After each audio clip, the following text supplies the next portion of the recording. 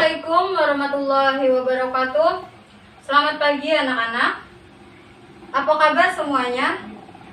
Saya harap kita semua sehat, baik-baik, dan dalam lindungan Allah Subhanahu wa Ta'ala dalam menghadapi pandemi yang sedang terjadi di dunia ini.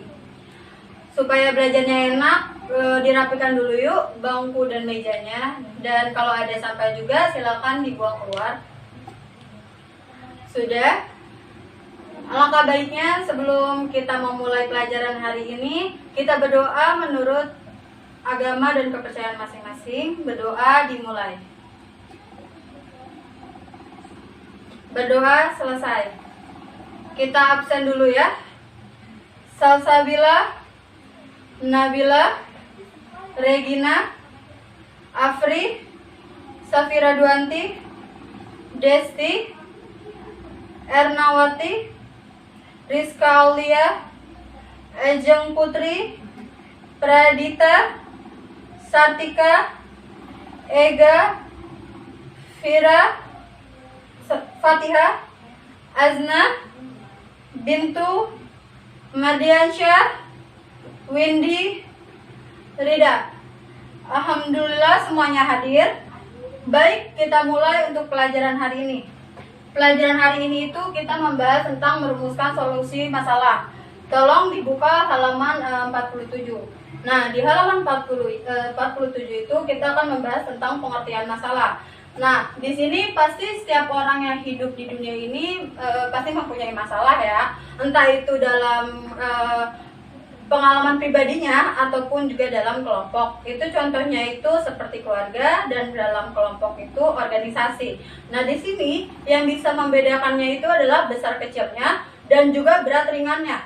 Itu masalah yang dihadapi. Jadi, masalah kita bisa ambil itu adalah segala sesuatu yang bisa menghambat segala tercapainya sesuatu yang mau dicapai.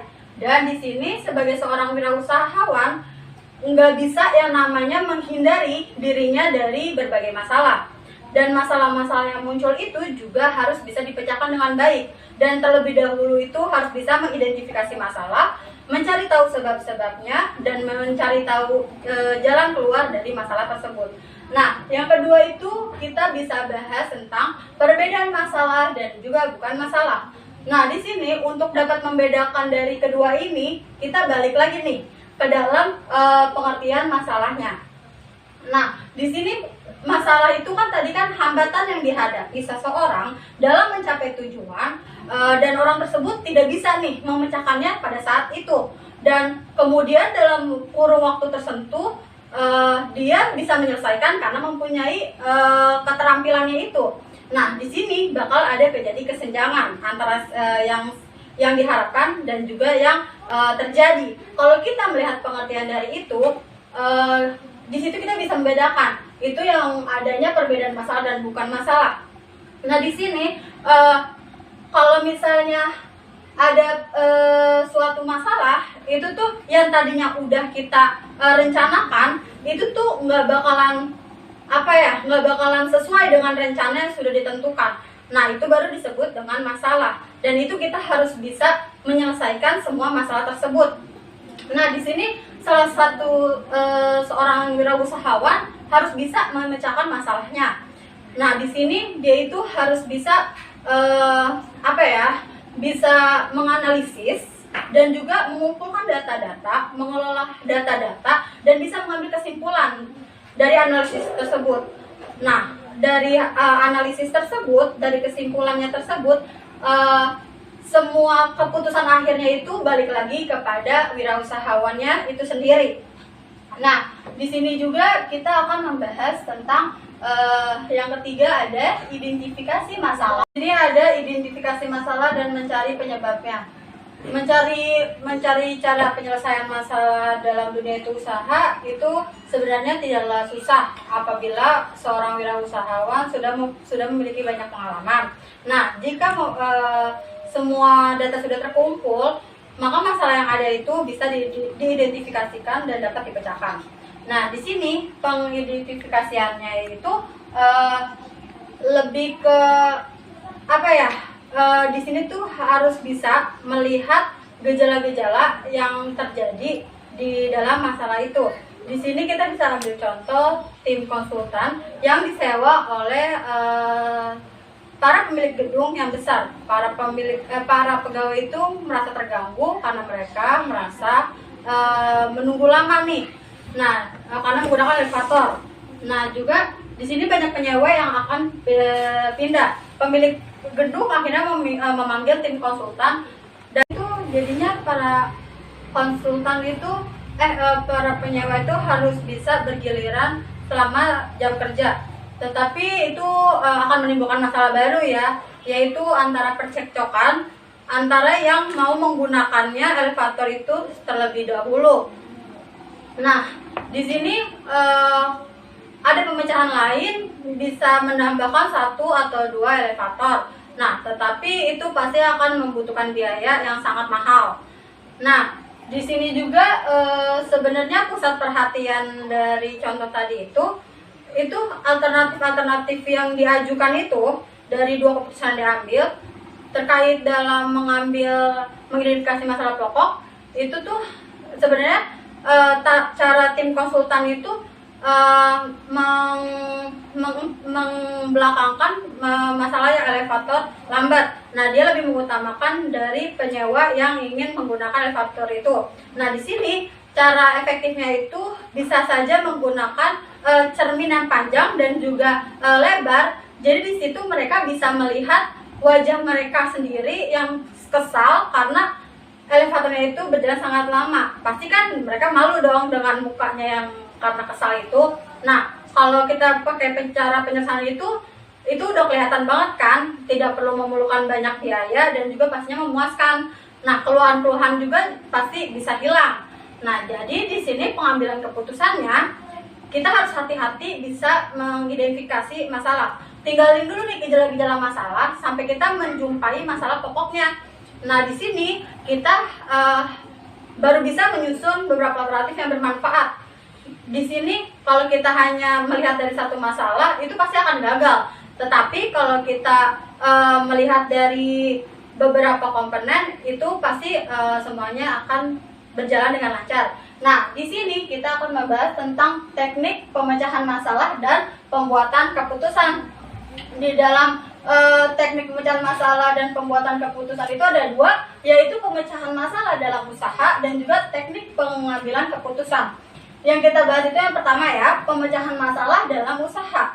Nah, pemecahan masalah dalam usaha itu kegiatan yang sangat penting dalam usaha. Nah, di sini seorang wirausahawan harus mempunyai keterampilan dalam memecahkan masalah yang biasa timbul dalam masalah usahanya. Nah, keterampilan wirausahawan dalam memecahkan masalah itu membawa kemajuan yang signifikan. Nah, di sini pemecahan masalah itu dalam menyelesaikan masalah tidak terlalu sulit jika seorang wirausahawannya bisa mempunyai pengalaman dalam menyelesaikan masalah itu. Nah, di sini yang terpenting wirausahawannya itu harus bisa memandang dari beberapa aspek dan beberapa sudut dan memilih caranya gimana untuk menyelesaikannya.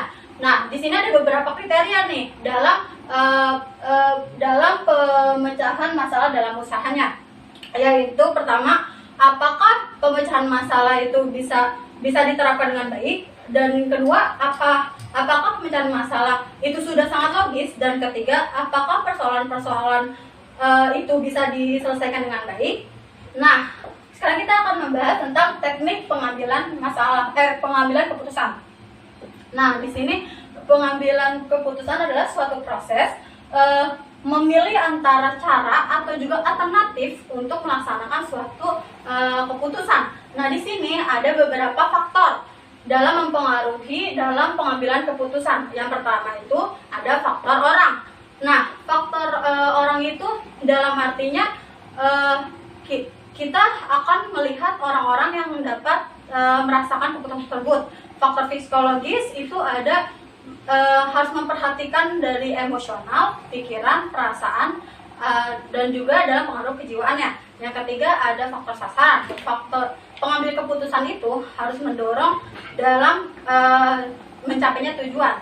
Nah, kalau dalam fisik itu itu kan ada pekerjaan metal dan itu bisa ditransfer dan itu bisa dipindahkan ke dalam fisiknya juga. Nah, dan yang selanjutnya itu adalah faktor waktu. Di sini kita harus bisa menggunakan efektif dan juga efisien dalam menganalisis data-data, dan permasalahannya juga sangat-sangat diperlukan untuk mengambil keputusannya. Dan yang terakhir adalah faktor pelaksanaannya. Dan di dalam faktor pelaksanaannya itu harus ada intuisi. Intuisi itu bisa disebut sebagai perasaan si pembuat keputusan. Kedua, ada fakta, yaitu dianggap yang paling baik dalam mengambil kenyataannya. Yang ketiga itu belajar atau melihat dari masa lalu yang telah dilewati. Dan yang keempat ada yang terakhir itu ada keterampilan dalam memimpin dirinya itu sendiri. Dan yang terakhir itu kita akan membahas tentang masalah dan alternatif solusinya. Di sini itu ada dua ya, yaitu kreativitas dan juga diskusi. Nah, di sini untuk mengambil keputusan yang tepat itu kita harus mempunyai beberapa alternatif, yaitu untuk memecahkan masalahnya. Apabila kita mempunyai beberapa alternatif, kalau kita tidak mempunyai alternatif itu berarti kita tidak bisa mengambil keputusan yang untuk diambil kan. Nah, di sini ada kreativitas. Nah, kreativitas itu bisa kita bilang kreativitas seseorang bisa muncul bila lingkungannya itu atau juga perusahaannya itu bisa menciptakan suasana untuk menciptakan kreativitasnya. Itu yang pertama itu ada kenikmatan dalam ide-ide baru, kenikmatan dalam bekerja, penerimaan kebutuhan dalam perubahan-perubahan, dan yang terakhir ada laporan-laporan perkatatannya dalam peraturan. Tapi sebaliknya, kreativitas seorang itu tidak bakal bisa muncul bila ditetapkan dalam lingkungan yang tertutup dan komunikasinya juga tidak terbuka. Dan di sini kreativitas perusahaan itu bisa timbul dari orang-orang di dalamnya. Nah, ini ada diskusi. Faktor kedua ini, di sini ada diskusi. Itu kalau misalnya kita menggunakan kelompok ataupun panitia dalam mengatasi suatu masalah, itu pasti akan banyak waktu terbuang, yaitu seperti diskusi yang berlarut-larut. Dan juga sering orang takut dalam pendapatnya karena takut tidak diterima pendapatnya yang itu. Nah, di sini banyak orang beranggapan bahwa dalam keputusan kelompok itu sangat kurang efektif karena yang tadi sudah dibahas, banyaknya masalah-masalah seperti diskusi yang berlarut-larut ataupun pendapat yang tidak didengar ataupun yang tadinya bisa dibantah. Dan juga di sini yang namanya kita mempunyai beberapa alternatif dalam pemecahan masalah, kita harus bisa bahkan ada cara penilaiannya dong. Penilaian itu ada pro, setuju, dan juga kontra yang tidak setuju. Itu merupakan tahapan terpenting dalam mengambil suatu masalah. Nah, di sini ringkasan pelajaran hari ini, sebagai seorang wirausahawan, kita harus bisa nih dalam menghadapi masalah. Di sini sebagai seorang wirausahawan itu kita harus bisa mengidentifikasi masalah, mencari sebab-sebabnya, dan menentukan jalan keluarnya. Dan di sini dia harus bisa membedakan dari masalah dan juga yang bukan masalah. Dan di sini juga sebagai wirausahawan dia harus bisa melihat dari segala sudut ataupun juga dari segala aspek. Nah, dari keputusan yang diambil itu dia harus melihat nih orang-orang yang akan mendapatkan keputusan tersebut. Nah, di sini kalau kalian ingin menjadi seorang wirausahawan, itu harus bisa merumuskan solusi dalam masalah yang dihadapi dalam bisnis ataupun dalam bisnisnya tersebut. Sekian pelajaran hari ini, kurang lebihnya mohon maaf. Semoga untuk pelajaran hari ini bisa dipahami dan bermanfaat. Wassalamualaikum warahmatullahi wabarakatuh.